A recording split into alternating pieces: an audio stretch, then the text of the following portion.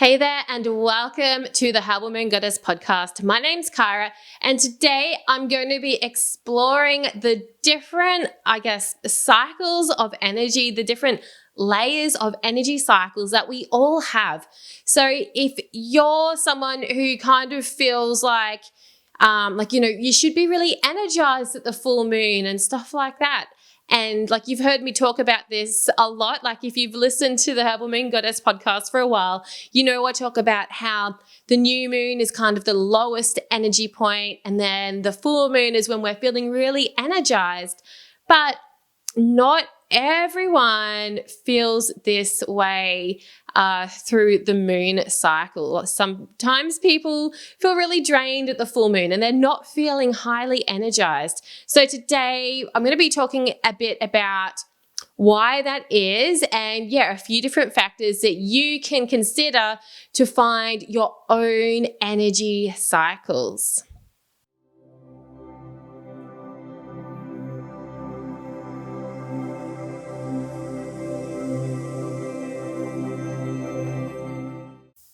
So, what if you feel drained at the full moon? Aren't you supposed to be feeling really energized at the full moon?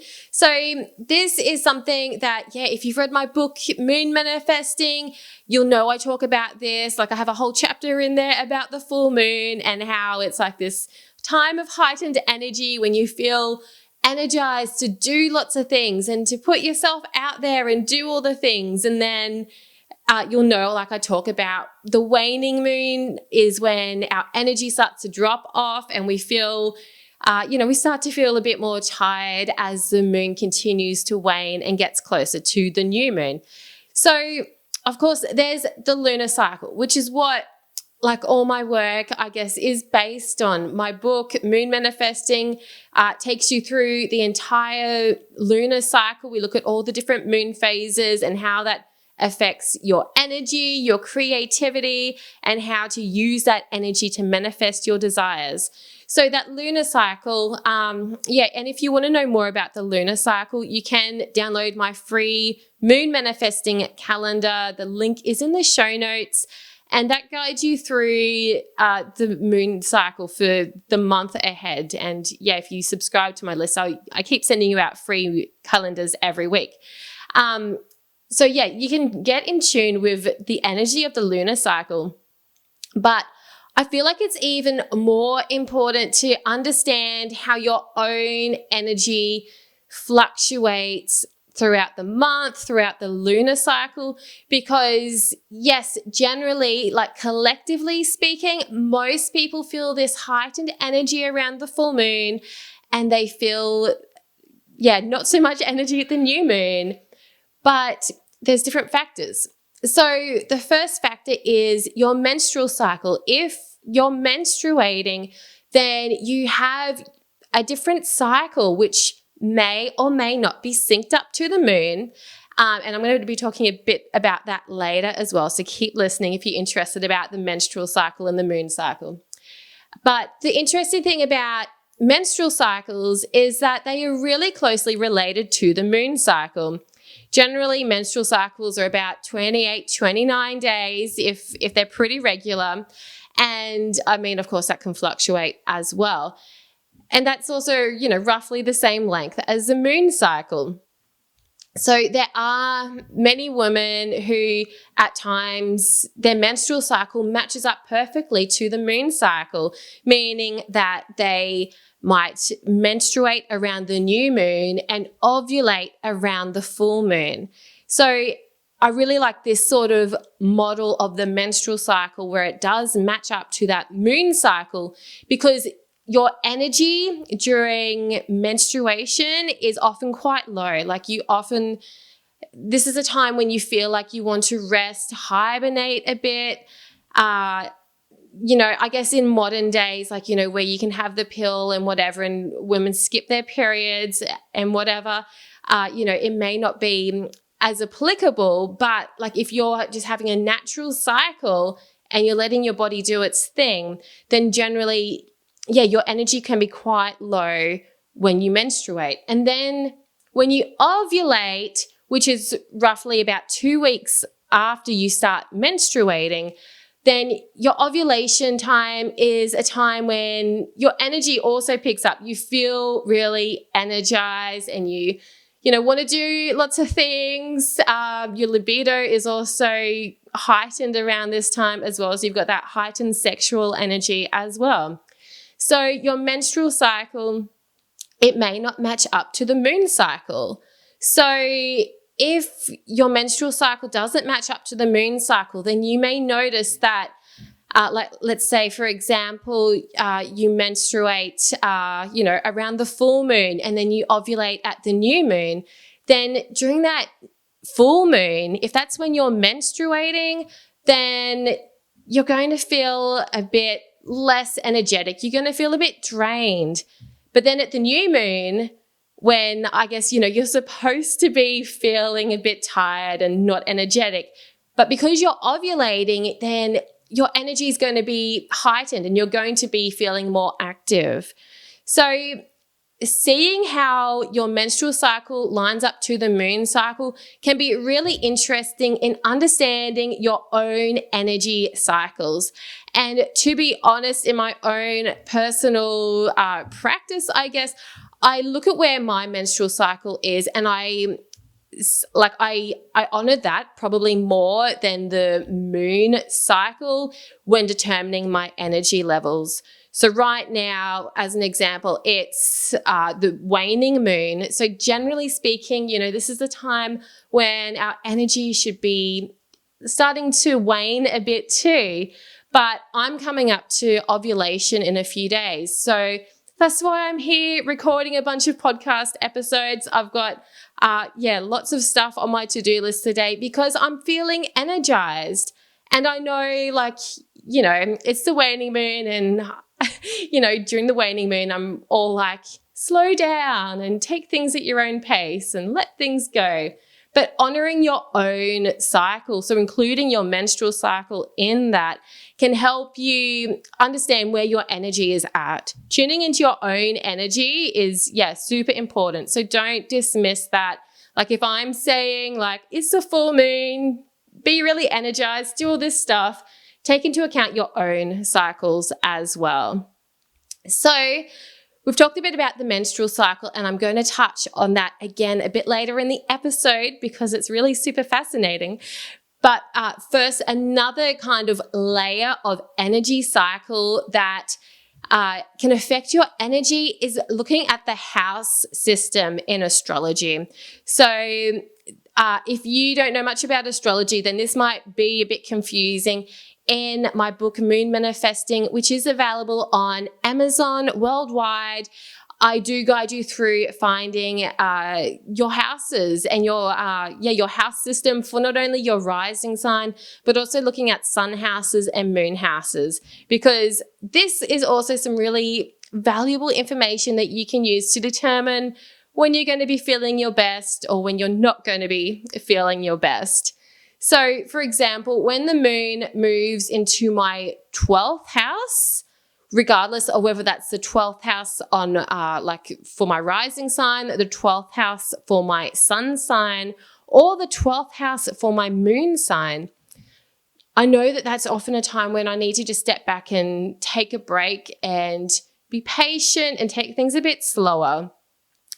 Particularly and I've noticed this a lot, but particularly using the sun house system. So for example, I'm a Gemini sun. So I know that when the moon is moving through Taurus for those 2 to 3 days in that month, generally I feel quite low. I don't know if it's just the Taurus energy or because I'm a Gemini and I'm just too fast paced for the Taurus energy, or, it's because it's that 12th house energy. For me, that's a time when I know my energy is low. So finding out when your own, what sign is in your own 12th house or 12th houses, if you want to look at the different house systems, is a really, really great way to check out your energy cycles and, where you're at in these different cycles. Because astrology is really just layers upon layers of information. And then we've got all these other layers of things going in our lives as well, like our menstrual cycle.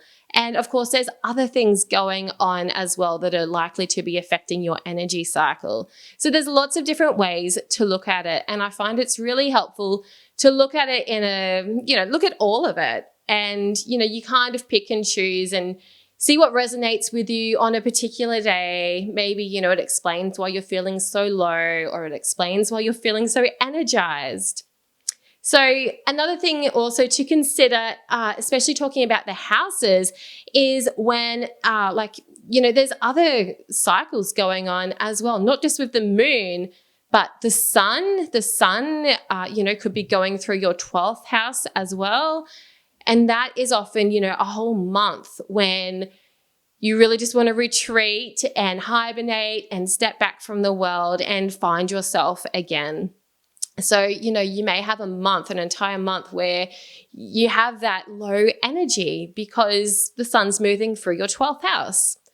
So I hope this, has given you a lot of understanding about those different layers of energy and how that can be affecting your own energy, especially if you've been really curious about why your energy cycle just isn't matching up to the moon cycle. So there's a number of different reasons why, and a number of different factors that you can look at to help you understand more about your own energy cycles.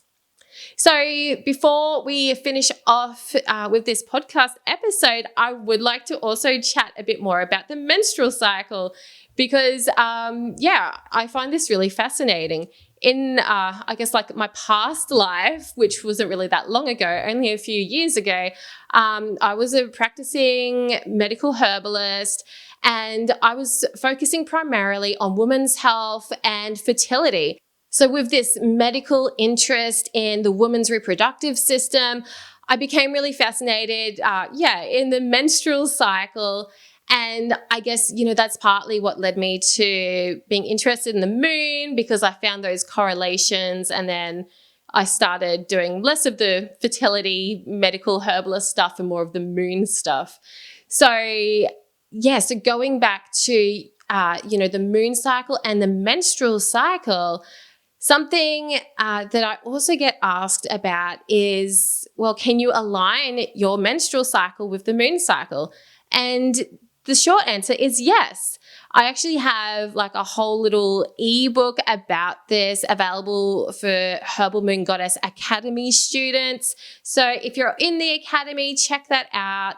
And if you're not in the academy, well, you can join at any time. You'll find the link in the show notes as well if you want to join us at the academy and learn all about the moon, astrology. You'll learn all about the houses like I've just been talking about, and all to do with the moon, tarot, all that sort of stuff. It's really fun. So in the academy, there's a book all about aligning your cycle, your menstrual cycle, with the moon cycle. But generally, I'll walk you through the quick version of it now. To align your menstrual cycle with the moon cycle, it can take a few cycles, but what I found really helps is when it's the full moon, and do this for maybe, 3-4 days around the full moon, go outside under that full moon light. Let your body just bathe in that light. You can stay out there for 5-10 minutes or longer if you want, but really connecting with that moon energy, letting that energy kind of come into your mind, come into your body, come into your soul. And what happens is that moonlight, it kind of stimulates, your hormones in the quick notes version. And if you keep your bedroom dark for the rest of the moon cycle, so you're not getting any light, any artificial or even any moonlight coming into your bedroom, then that can help prompt your body to ovulate during that full moon time when there is the light. And then the rest of the time, your body will just do its thing and menstruate at the right time as well. So the quick notes version to align your menstrual cycle with the moon cycle, go out, spend a few minutes underneath the moonlight around the full moon, keep doing that, and then keep your bedroom really dark when you go to sleep every other night. And yeah, let me know. Let me know if you try it. Let me know how it works for you. I've had a lot of success doing that in the past. Whenever my cycle kind of gets out of alignment with the moon and I want to shift it back in, I do it and it surprises me. It works. So thanks so much for tuning in to today's episode of the Herbal Moon Goddess podcast. I hope this was really insightful to help you understand those different layers of energy.